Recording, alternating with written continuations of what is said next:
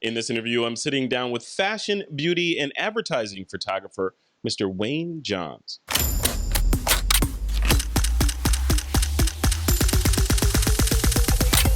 This is TWiP.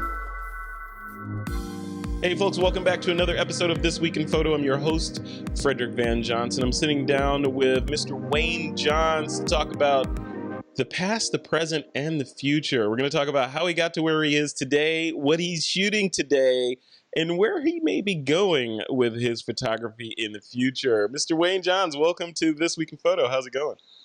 Hey, how's it going, Frederick? Thank you once again. Nice to be back. I feel like I just talked to you. You were just on the show a couple minutes ago, right? It's like deja vu, huh? Deja vu. No, this is great. In all seriousness, thank you for coming on. It's an honor to have you on. Looking through your work, you know, as people will do so as they see this interview, and many people already have. It's amazing. You know your way around the camera. And more importantly, screw the camera. You know your way around light, which is the most important thing for being a recorder of light, i.e., photography, right? So tell us about how you got started in this stuff, Wayne. Like, what was what I like to call your origin story, or your Spider-Man origin story? What was your radioactive spider? You want me to go back to birth? There you go. Yeah. I was a premature baby. Yeah, I was taking photos from the inside. It's I don't want to see those photos. No, me neither, man. I just had that picture in my brain that hurt. My journey into photography was quite accidental, really. I mean, if I put my introduction to photography quite short in the story, I was actually at college studying fine art. Wow. So to take fine art, I had to take two other art-based subjects, and one of those was ceramics. You know, I was like spinning pots and on a wheel and making statues and sculpting heads, and the third one was photography. Didn't really have much of an interest in it, but when I started doing the course, I started liking photography more and more and more. Of course, that was back in the day when we were still on film. You know, we had to shoot our film, roll our film, develop our film, get in a dark room, smell all those chemicals, you know, all that kind of thing before digital world was around. Yeah. So I just started really, really enjoying it, the process, the interaction, the involvement, and I just found that I could interpret all my ideas better using light as my paintbrush, and then people and studios as my canvas and my palette. Yeah. And it sort of just took a hold of me. And from there on, I just carried on with the photography, actually dropped the fine art, and then carried on with photography. And then when I finished, I left, worked for a design agency where I had access to a lot of magazine clients. And then started pushing my name and pushing my work. And before you know it, I luckily fell into a new magazine, which is a fashion magazine. And I was then shooting six-page editorials, fashion editorials from the off. Wow. I did still assist. So I didn't go into fashion straight away. I was in automotive originally, photography. How's the world changed since then? You know, in terms of, you know, that path of ascension to sort of, you know, getting clients and becoming a real commercial photographer. Is that path still possible today? Is it easier? Is it harder now with the internet, social media, and all that? Do you know what? I think it's actually probably a little bit of both. It's easier to almost get seen because of, you know, the internet, social media marketing, digital marketing, that kind of thing, and obviously all that outlet for our imagery. But in the same token, there's now like, you know, 3 million more photographers in the world also doing the same thing. Right. You know, so now it's the market's been watered down massively, you know. So it's my industry, I feel the fashion world is probably one of the hardest areas of photography to get into. And why is that? Why is it hard? Be successful. I don't know, because it's hard. It's hard, you know. Competition-wise, or just the bar has been raised in terms of what is considered, you know, amazing, or what do you think? I think competition-wise because of the numbers of photographers. But I think the industry itself has changed. I think the industry in the fashion world, the fashion advertising world, especially in magazine print, because, you know, we see a lot less magazines now. So there's a lot less ads now. So there's almost a lot less work now, but we got too many photographers now. Oh, geez. Yeah. So and then So and then a few years ago, we had a bit of a recession, as countries do, and then the fashion industry played safe, and then they lowered budgets, and then they didn't do as much work, and photographers became cheaper. The digital world brought photographers in that would shoot for free because they want to get their work out there, and it's a dog eat dog world now for sure. Yeah, well, I mean, which is in a lot of ways, Darwinism at work, right? So it's forcing people to get better and hone their craft so that they can compete. It's you're in the jungle and there's a limited supply of food, but more organisms that want that food. So you gotta get better at finding the food, right? Got to get better, but I say also that my industry, fashion world, is also a lot of who you know, not what you know. Mm-hmm. It's very, very political. Very political. Really? If you know the right people in the fashion world, you will probably get the gigs and get the jobs over the people that don't know the right people. So even if your work's not as I know subjective. I know if your work isn't as good. Yeah. If you know the right people, you'll probably still get the gig.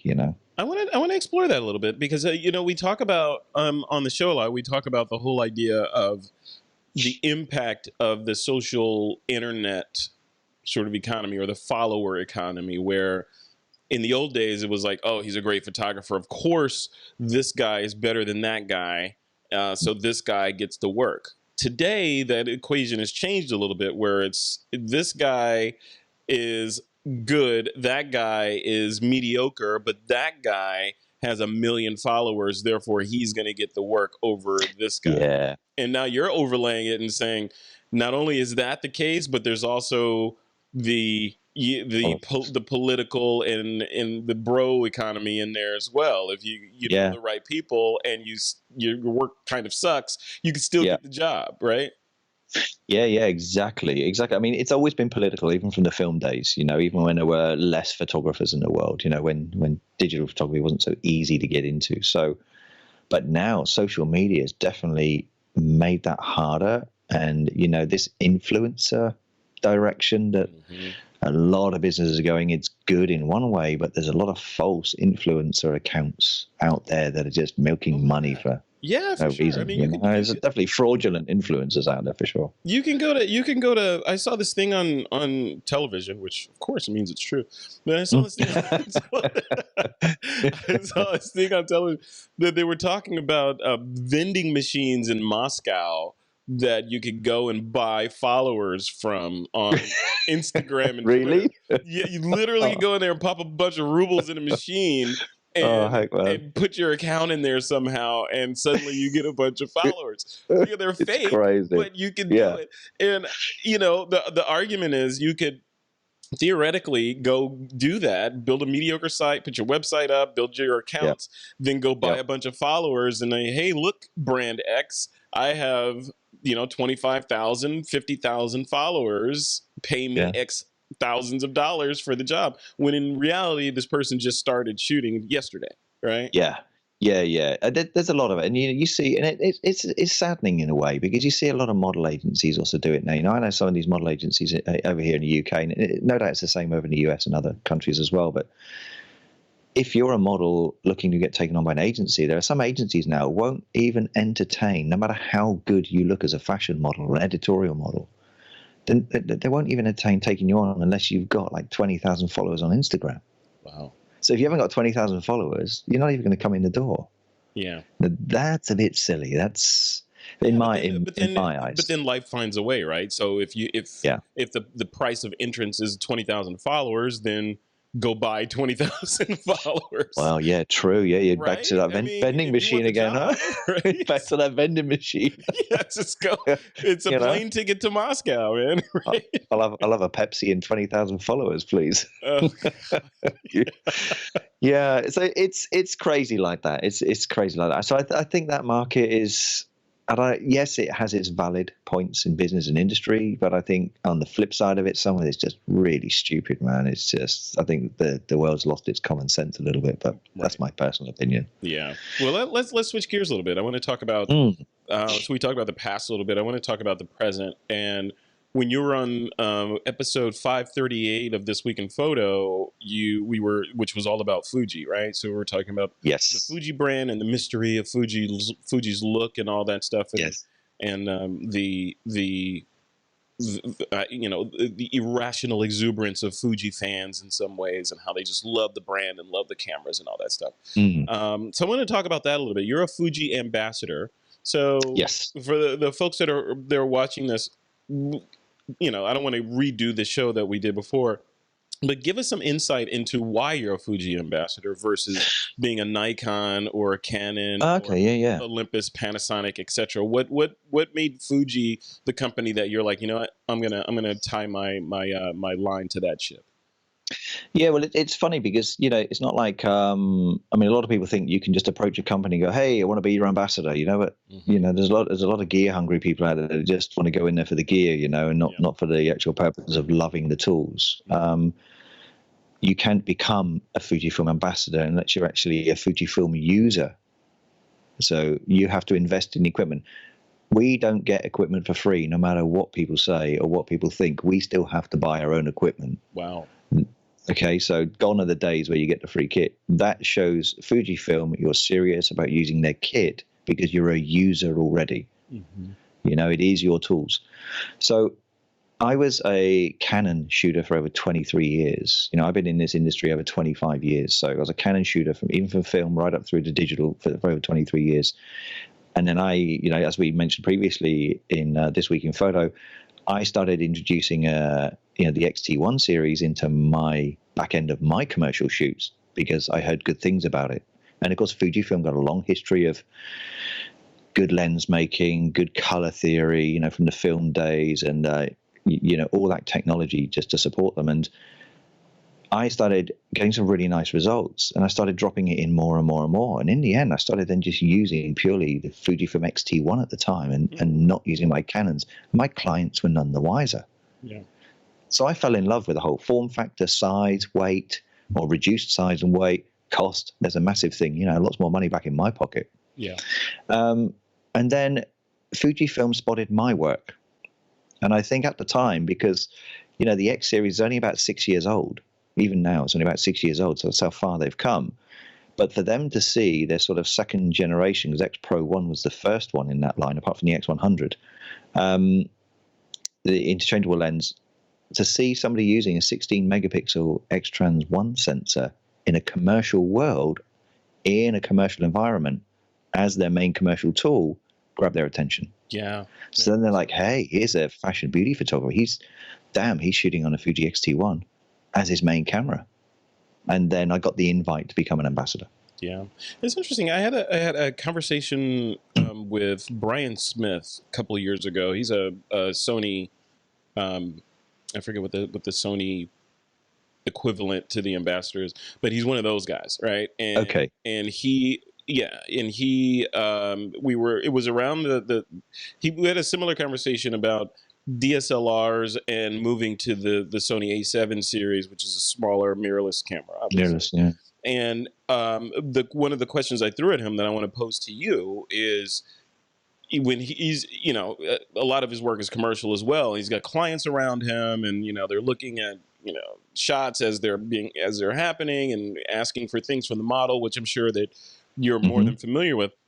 And the impetus of the question was, does the client look at you any differently because you're using a smaller camera versus the giant Canon or Nikon system with the bottom grip on it and the giant lens and all that stuff, which screams money and expense, versus a smaller camera, which arguably, like you're saying, is as or more capable than that one, but in a smaller form factor. I'll put that to you. When you have clients in the set and they see the smaller Fuji camera, they're like, Is that your real camera, sir? Or are you? Yeah, it's funny because when mirrorless started coming in, when it was fairly fresh in the days of against DSLR, I think there was that stigma. It's like, man, I can't use that. The client's going to look at it and think I've got some toy, camera in the studio. I do know other photographers that thought that and they wouldn't change, because I can't go in there. I can't go into a studio with a client there holding that. I mean, look how small the damn thing is. Yeah, theater, right? Yeah, I thought about it for a while, and in the end I went, I just don't care. I don't care. If my client is more worried about what I'm holding in my hand than the results coming through on screen, then we got the wrong relationship. Yeah. Yeah. So I went in there and I used it exactly what it was for, and that was it's a tool, man, and it just enabled me to get my work done. And you know, any pushback or any looks or anything? Yeah, you get some of it, but you got to remember, you know, a lot of clients don't even know what hell cameras you're using anyway. You know, they don't know what the difference between a Canon and Nikon is. They don't know the difference between a 5D and a 1D Mark II. They have no idea. No, you know. I'm not saying not saying all of them are like that, but you know, there's a big majority that have no idea. So I had no care, and it served me good. Which I think is the way it should be, right? It should be. Yeah. Like, who cares? Like you don't go into a restaurant and say, what kind of stove is the chef using back there? What kind of knife are they using to make my meal? You care about the meal. That's it. It's that old thing, isn't it? Oh, that meal was delicious, man. You must have a really good oven. Exactly. You know, it's like my compliments to the oven. Yeah, that's right. Yeah. That's crazy. So you're in the Fuji world, and that's refreshing to hear that that you were shooting before you became an ambassador and you continue to shoot. I'm the same way with my Lumix gear. I was shooting Lumix forever, and then Panasonic approached me to become one of their ambassadors as well. So. Cool. I like that. And even if I wasn't an ambassador, I would still continue using the gear. It is same. Same. Yeah. So that's really interesting. So let's talk about the stuff that you shoot with that Fuji camera. Yeah. Right. So you're, like I mentioned in the beginning, you're fashion, beauty, and advertising. Right. Yep. So take me, what's a day in the life of a Wayne Johns beauty shoot? Right, the Reader's Digest version, is.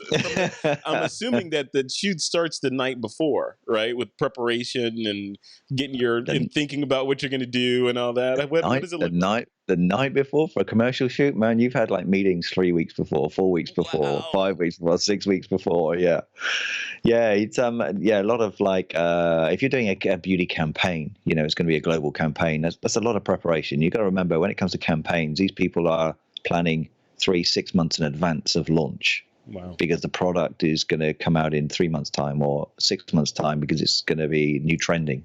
Yeah. A new makeup palette might be trending colors in 6 months' time, for example. So, these things are well planned, and the big budgets. Campaigns are the jackpot handle that we like in the photography world, because a campaign means it's big money. Editorial, low money, but you get let free with your creativity and your freedom. Yeah, that's the difference. You get to be artistic. You can't deposit that though, right? Yeah, that's right. So, you would have had all your meetings. You probably had all your teams in place prior anyway, so you know exactly what you're doing. You probably got your call sheets have all been sent out. You probably got your shot list anyway for the day. So, all that would have been done way before you get to the night before of your shoot day. Generally. Yeah. And that's it. You come in the morning, and as we say with everything, pre-production is key. Yeah. For a smooth day in the studio or on location. You don't want to be in the studio problem solving and putting out fires as much as possible. Right. Especially with campaigns, because time is money. And if you're wasting time and it's become longer than a day's shoot, it's costing a client a lot of money. So who's on set with you when you're there? I mean, obviously you and the model. Is it the client and stylist, makeup artist, all those folks? Yeah, so you'll have, depending what the campaign is, whether, so generally you could have makeup art, just depending how many models you've got even. So you might have model, makeup artist, hairstylist, stylist, their assistants, depending how big the campaign is. You might have an art director on set, you'll have the client on set. You might have other people on set for that. Then there's myself. I might have a digi-op on set as well, doing all the, tethered record, making sure everything's okay. My assistant or a couple of assistants for lighting or whatever. So the team builds. Yeah. And if you're doing a campaign, then you could probably add more numbers than that again. How's the pressure on that? Because you're the guy, right? You're the center of action. If the shoot goes well, you get kudos. If the shoot doesn't go well, you get the blame. So you're in charge. Yeah. How do you manage being in charge of all those people and making sure that shot list gets done, the makeup is right, the stylist is right, the client is happy, while still maintaining your cool to get the shot? What's the trick?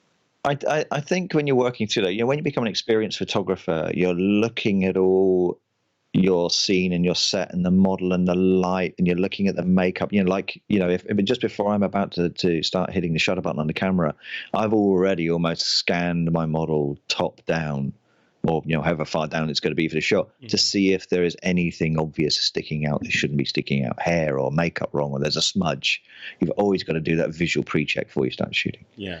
So I always do that. Even in fashion, I do that as well. So you get into that automation process, the more experience you get of those general things. Your brain is doing it subliminally, really.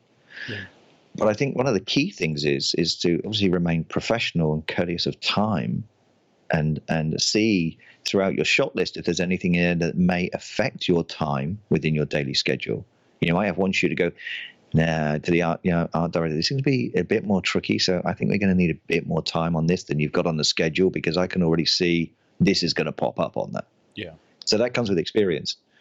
But I think you've got to have a relationship with your team is key, because if you can all work well together, especially with your art director and your client, and you gel with your team, then your whole day works smoother. And if there's a problem, everybody jumps in a happy way rather than a disgruntled way, you know what I mean, in panic.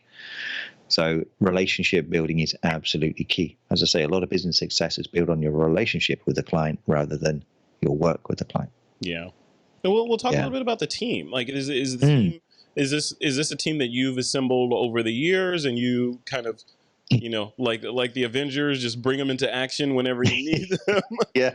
Or is it sort of piecemeal, where you have a list of makeup artists and you're like, okay, he or she might be good for this shoot, I'm going to use this person, and this stylist might be good for this shoot? Or do you use the same folks every single time?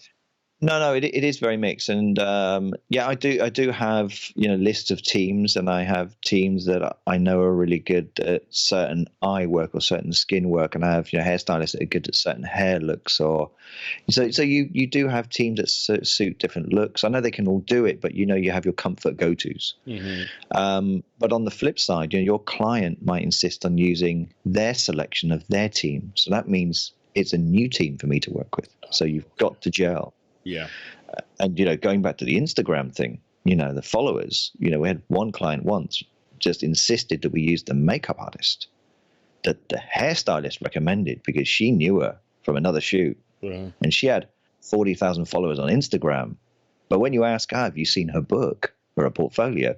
No, but she's got 40,000 followers on Instagram. Wow. And when she turned up, the work was, it was like clown face painting. It was some of the worst makeup I've ever seen. And when you looked at her work online, it was appalling. Wow. But they insisted on using her without checking her work, because she had 40,000 followers. There's a negative side of that. How do you recover from that? How do you recover? Like, is the shoot just trashed, or you redo it, or you spend the next year in Photoshop? It's you just got to clean all that mess up in post, man. Clean it up in post, isn't it? Unless you turn around to a client and just whisper, God, just makeup artist is absolutely trash. Yeah, they know it, but they don't want to admit it because they insisted on using them in the first place. Trying to save face. So you've got to, you'd say it. It's like, makeup's bloody awful, but hey, we're here. We got studio time. We got we just got to make it work. Yeah. So you do what you can do, and the rest you just got to do with that pen and tablet on the magic screen, man. It's it's a shame. It's a shame. Shame. Well, it's all about the final image. What's the worst horror story from a shoot that you can recall? That you're just like, this is, the universe hates me today. Like, what? That goes back to early in my career when I was an assistant, and I'm going back to film days. Okay, this is. I mean, this was big back then. I was assisting, and back then we were on a car campaign. I was an assistant, and we were shooting 5x4 or 4x5, as you guys call it over there. 4x5 in a studio. I mean, you're talking over 25 years ago. So lighting was a lot different back then. Hot lights. I mean, the Arri stuff used to be roasting, but we used to change. If people don't know, a 4x5 dark slide is a little pocket of 2 slides of film, 4x5 inches, so you have a slide on one side and a slide on the other, and you basically drop that in the camera and you lift the slide up, and then you open the aperture in a lens that exposes your shot. Your film's then recorded the image, you slide it back down, take it out, flip it around, put it back in the camera. That's a simple explanation. Yep. So we had to change. We probably shoot like 12 dark slides at a time. So that's 24 shots. Okay. And then you'd take the 12 stack away, you'd put them in a dark bag. You would then, in the dark bag, which is obviously, light resistant, you'd then unpack the 24 sheets of film, and then you'd load up 20 more 4 sheets of film, and bring them back out ready to go again. So we had stacks of these on the table. Yeah. And there's a bit of a flurry going on, there's a bit of heat on speeding up process. And I took out these 24 dark slides and 24 sheets of film, put in 24 new sheets and took them to the photographer and shot 24 shots. And I went to empty those and there was no film in any of them. I actually gave him the wrong stack of dark slides, right? Because we'd moved the camera, we'd moved lighting. You got to remember, one shot is one sheet of film. Yeah. And to give people an idea out there, back then, the processing bill alone, just processing, not even the cost of the film, for a car campaign was about £55,000. Oh, geez. So back then, with the exchange rate, that would have probably been over $100,000. Oh. So yeah. I don't mean for 12 dark slides. I meant for the whole shoot. But so when you've got 24 shots that are missing, and now you've got to redo all those again and move the camera back, the lighting back, and get all that right again. Yeah, that was the biggest mistake of my life. I'm guessing you never made that mistake again, right? No, definitely not with that photographer. I wasn't around for much longer. Was that the last time you worked with that photographer? I think he kept me on out of sympathy for a bit longer. Oh, God. Yeah, that's the biggest one that was obviously just so expensive, especially with clients on board as well, and creative team, design teams and stuff. It was embarrassing, man. Yeah, felt bad. I want to jump back a little bit. We were talking about Fuji cameras in a commercial photography environment, right? Yes. And up until just recently, I guess over Photokina, to my knowledge, it wasn't possible to tether a Fuji camera to Capture One or to software so that the client could see the images as you were taking them on set. Was that an expectation that you had to overcome until Capture One Rev to allow tethering support for Fuji cameras? And how did that go down for you? How did you manage that? Well, to be fair, you could still tether with Fuji cameras. Natively Lightroom. Lightroom serves all camera brands. Hasselblad, Leica, Pentax, whatever. Yeah, I'm talking sort of medium format. But with Lightroom, you can shoot tethered direct into Lightroom without the watch folder. Oh, okay. So you can still do that. Capture One Pro would support some of the XT1 series cameras, but they would never support medium format because they wouldn't support any other medium format brand ever because they were competitors until, obviously, Photokina. Mm-hmm. But Fujifilm had their own X-Acquire software, which is like a hot folder sort of thing. Okay. That sort of removed the back end of Lightroom's processes, which just made it a bit quicker. So we could always shoot tethered, but via Lightroom. And the XT2 wouldn't tether to Capture One either, so we had to go in through X-Acquire and then in. So it's a bit of a workaround because in a lot of high-end commercial studios or commercial photographers, you won't see Lightroom on the computer systems in studios. Generally, a lot of commercial pros will, in my world, fashion world, are Capture One Pro users. Mm-hmm. So in that respect, it caused me a problem, especially medium format. But then, before I was Fujifilm, I was Leica medium format, Leica S, and then I was Hasselblad H series before that. So I never had Capture One Pro then either, apart from my Hassie had a Phase 1 back on it. So yeah. So what is it about Capture One that you like over Lightroom? You mentioned on This Week in Photo that you were a Capture One person. I just think it's more refined as a tool. It's definitely more stable in terms of tethered shooting. Lightroom, especially with medium format cameras, used to crash a lot. Lightroom is very slow. If I shoot my GFX into Lightroom, it takes around 6-7 seconds for the image to come through. Yeah. That's quite a long time. Yeah, especially when you're doing fashion, right? I would imagine. Yeah, if you're doing fashion and it is a bit more up pace, then the client can't wait 7 seconds per image. But Capture One Pro is now opened the gates to Fujifilm, the first medium format. Other medium format camera system, which is great. And my images now are tethering, they're coming through in like a second. You know, it's just awesome speed. That's crazy. But I just think the image quality on the RAW is a bit more refined than Lightroom. The controls, if you're doing any adjustment controls, I find that Lightroom, if you move it a little bit, it goes quite a lot. Whereas in Capture One Pro, if you move it a little bit, the adjustment only goes a little bit. It's more subtle. Much more subtle, yeah. What and about the sort of piggybacking on that, and then and sort of overlapping. See how my complex lattice work of questions here. But going back and sort of bringing Capture One back to the sort of team discussion. Are you doing your post-processing yourself, or do you have a team member that's doing the post-processing, getting things ready for the client? What's the flow after you say wrap and we're out of the studio? Oh, okay. The wrap, yeah. Well, I mean, even if you just get before wrap, if there's a digi-op in studio, you got to remember, if you're shooting a line of clothing or even accessories, then, my digi-op is preparing all those files in Capture One as capture folders with the product names and everything in them. So he's typing in all the product names that the client's giving them on a list. That folder's named for the trousers, for the jacket, for whatever. So, yeah, you're shooting all that in the respective folders throughout the day. So it's that organization's done live. But yeah, when it comes to generally when you're doing that, the client, like an art director, will be selecting the shots as you're shooting. And you're flagging on the fly. Yeah, and the good thing is with Capture One as well, they can look it on Capture One Pilot, which they can just sit on the couch in the back of the studio with an iPad, and they can have my live shoot coming through to the iPad. And they can even star rate them and make their selections from there, and it feeds back to the computer system in my session. I didn't know that. Yeah. So that's Capture One Pilot is an app. Just to make sure I understand this. It's an iOS app that they can load and be sitting back on the couch, sipping their coffee or wine or whatever, depending on the time of day.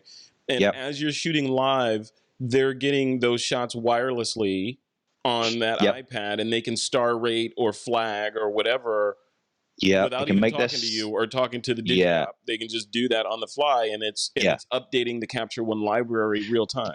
That's right. So if they give something a 5-star, it's already 5-star imaging as in my shot list. So, and the good thing is they can take their time. They can just scroll through or scroll back, and it doesn't affect my live shoot.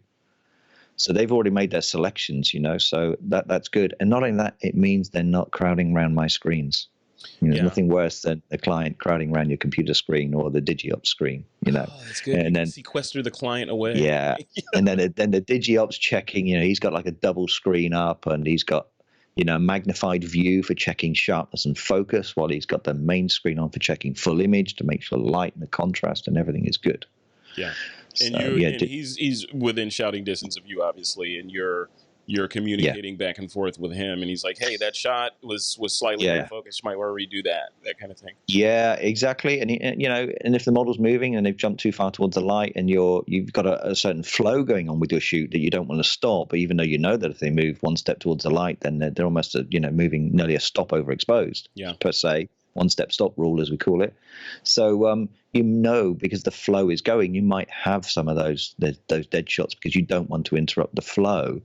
But then the digi-op might shout out, you just need to pull your exposure back a bit, or your model's off spot. So you get that feedback, so you don't interrupt the flow of the day of the shoot. So you keep that momentum going. No, is it how are you guys communicating with each other? Is it like through an earpiece or something, or is it just just shout, man? Yeah, just shout. Good. Yeah, good. Yeah, because you can hear it while you're talking to the model. You hear it, and you go, got it. Yeah, okay, right. Okay, let's just run that one again, and the model will just rerun that pose or something.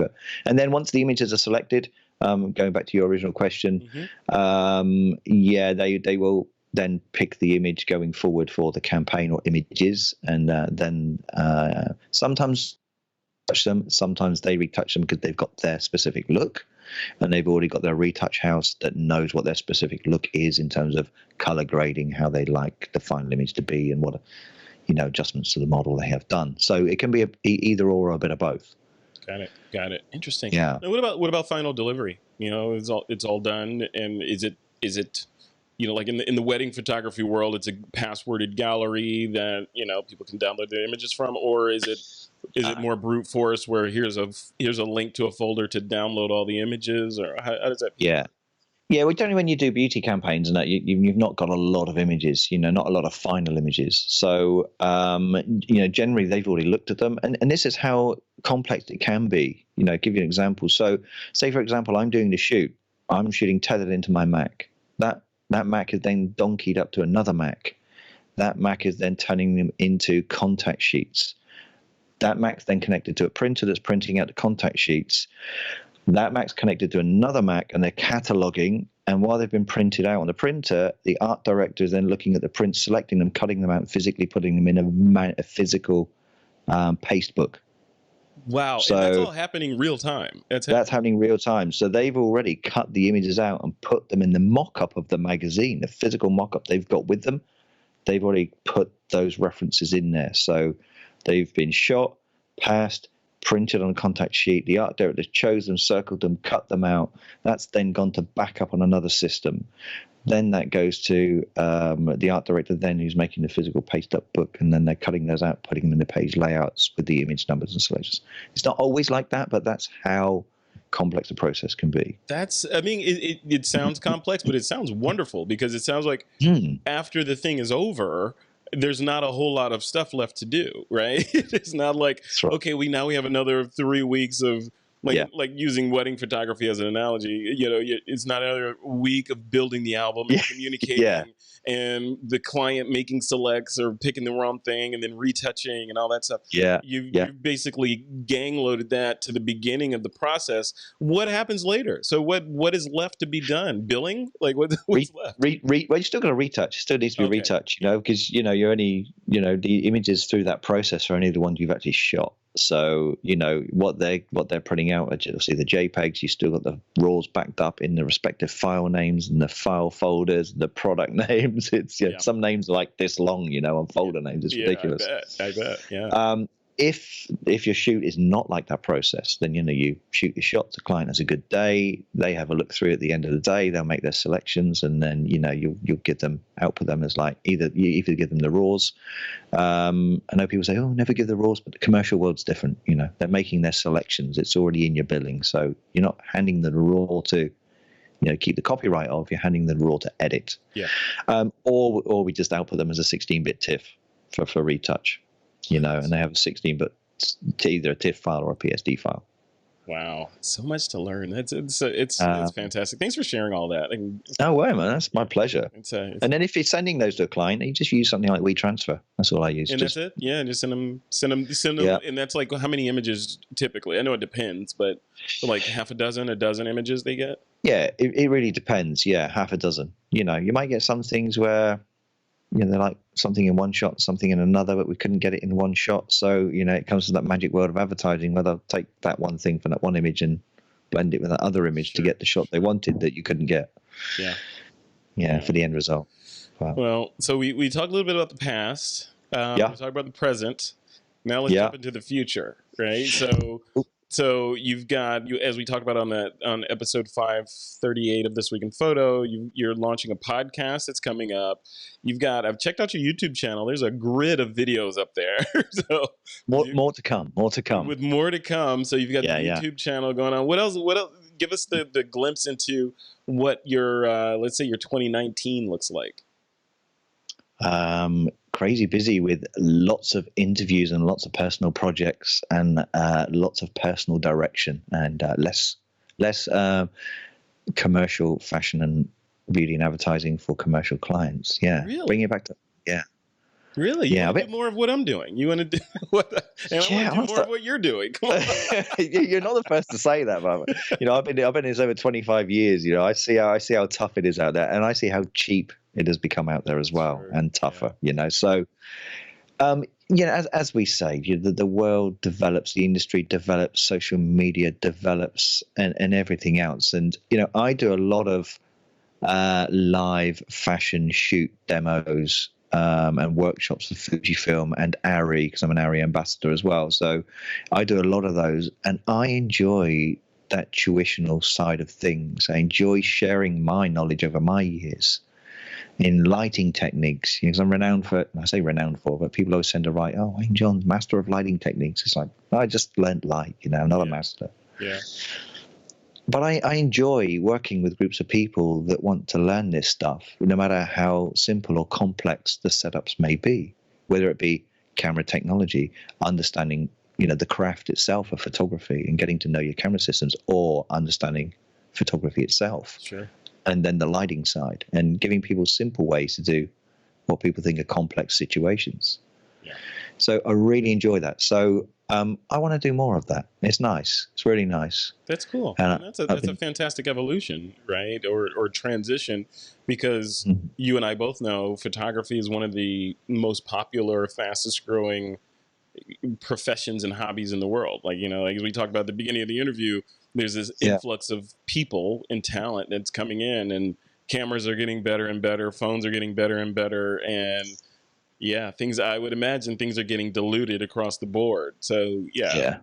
So it's exciting. Congratulations. Yeah, the world needs your tutelage. So thank you. And I've been, like I said, in This Week in Photo, I've been asked for it for over 4 years now. It's like, are you doing workshops? Are you doing workshops? So yes, I will be doing fashion beauty workshops as well. That's fantastic.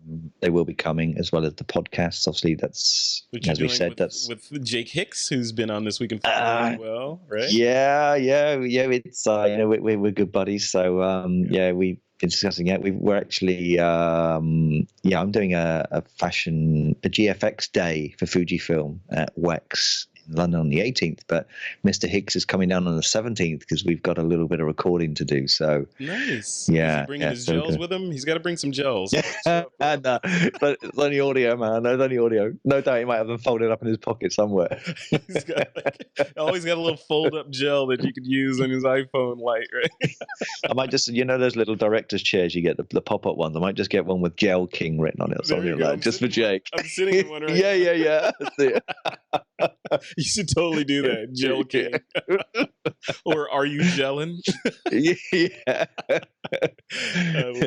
I love it. Yeah. So aside from all that stuff, so we've got workshops, we've got a podcast, you got your YouTube channel. Where can people go to see all that stuff? You've got one central location where they can just go shop the Wayne Johns universe? Yeah, well, I don't actually put the podcasting stuff and YouTube stuff. Sorry, my commercial behind the scenes videos I do put on YouTube. I do put those on my website, but the Podlomania, just so if people haven't got that name, Podlomania is the podcast. I don't put that on my. Are you really? Come on, Frederick, say it for me. Podlomania. Podlomania. You got it, man. I got it. See, it just rolls off the tongue, man. Yeah. So I don't put anything like the Podlomania or any of my personal projects like the exhibition series we kind of cryptically has stepped on. I don't put any of that in my commercial waynejohns.com website. That is just my commercial work. All my YouTube stuff that I've got going out, there are some behind the scenes things. There's obviously product releases. I do some unboxings. I do some first impressions and product reviews as well, which I'll be doing more of as well. So yeah. Nice. Be doing more of that. Podlomania, the podcast you're doing with Jake Hicks. What's the gist of that show? What are you guys going to be talking about? Yeah, well, that's actually going to be a photo and video podcast. So the main content of that is basically interviewing people from both the photographic side of the industry in our world and the video industry in our world, interviewing all those beautiful creative talents that are out there with all their diverse skills and diverse, creativity. So on the photo side, that will contain people right across the board, from photographers to retouchers to digi-ops to makeup artists, hairstylists, stylists, designers, magazine editors, art directors. That's great. Model agencies. So we're going to cover the whole board. Company, equipment manufacturers. So we might have Fujifilm on there, Canon on there, Leica on there, lighting manufacturers, kit manufacturers.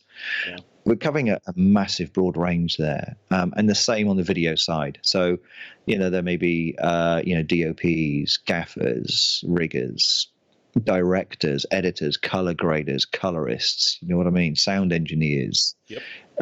All of those from across those people, script writers, screenplay, everything. So we just want to give actors, even just want to give everybody a broad scale of all those beautiful talents that are in and around the world, in and around the world that people either know or don't know.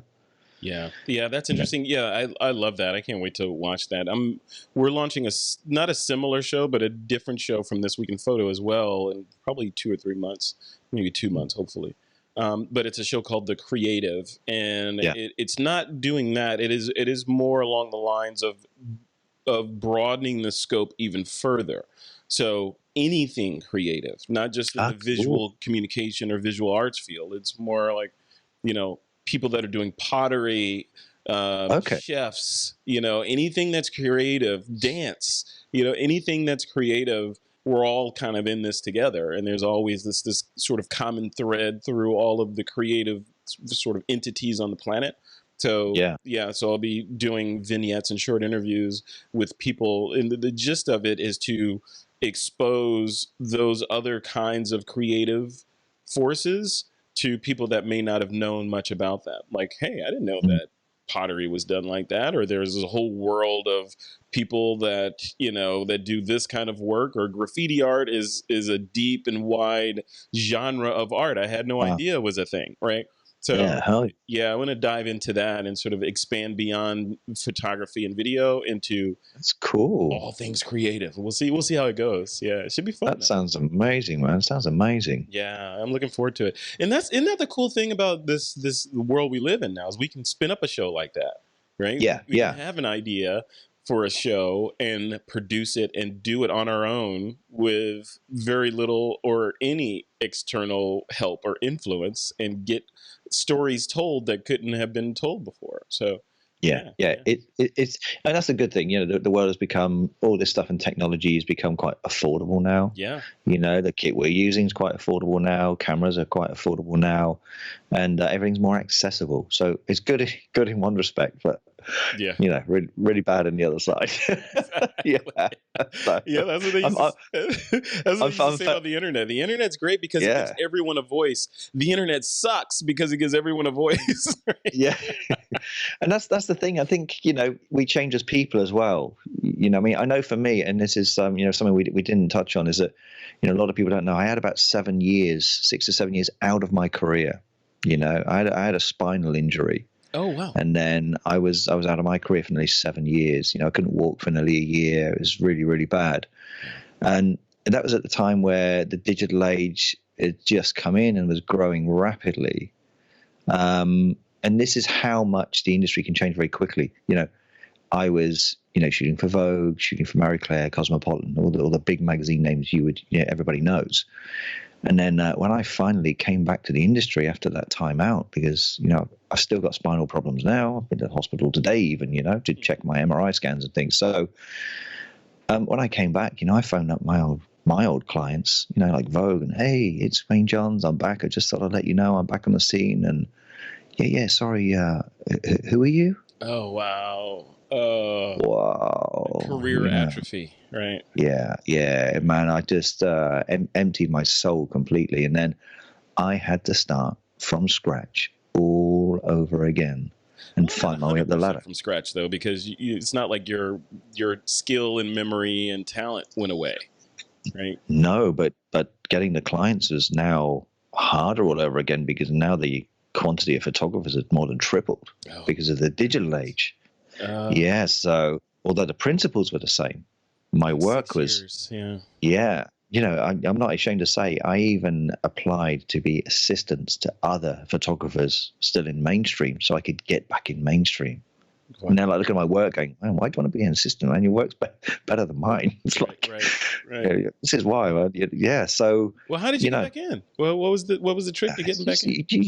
Just determination. Determination. Yeah. If you're that hungry for it and you want it, and you decide that that's your direction, your career, you just got to fight and carry on, smile, carry on, as they say. I love it.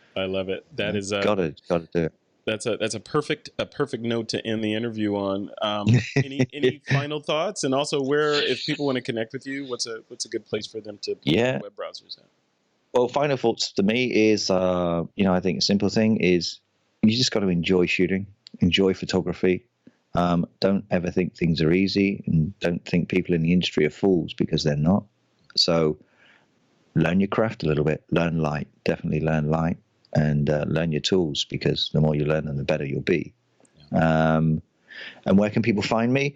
Yeah, Instagram, YouTube, LinkedIn, Twitter, Facebook, all the usuals. Wayne Johns _photographer is my Instagram. Wayne Johns photographer is my Facebook. WayneJohns.com is my website. Twitter and LinkedIn are all very similar to just Wayne Johns or Wayne Johns photographer. So Sounds like you're very Googleable.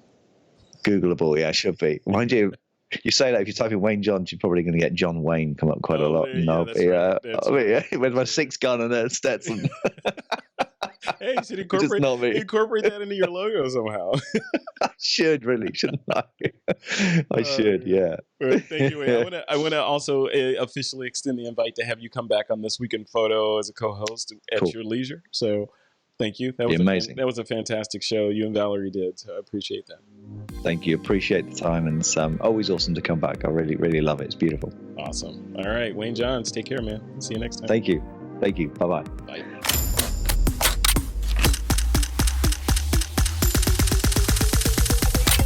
This is TWiP.